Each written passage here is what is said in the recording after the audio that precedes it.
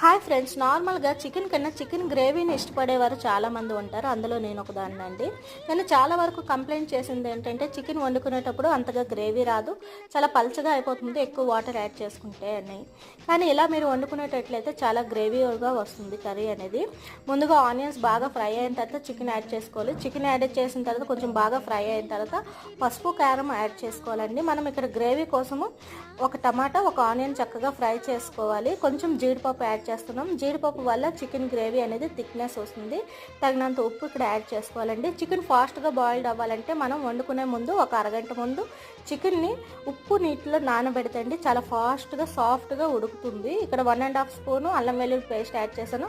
ముందుగా చేసుకున్న పేస్ట్ కూడా యాడ్ చేసుకుని వాటర్ యాడ్ చేసుకుని మనం సిమ్లో బాయిల్ చేస్తే మన చికెన్ గ్రేవీ అనేది రెడీ అయిపోతుంది. చివరిగా గరం మసాలా యాడ్ చేసుకోవాలండి. ఫ్రెండ్స్, ఎవరైనా నా ఛానల్ని ఇంతవరకు లైక్ అండ్ సబ్స్క్రైబ్ చేయకపోతే తప్పకుండా లైక్ అండ్ సబ్స్క్రైబ్ చేయడం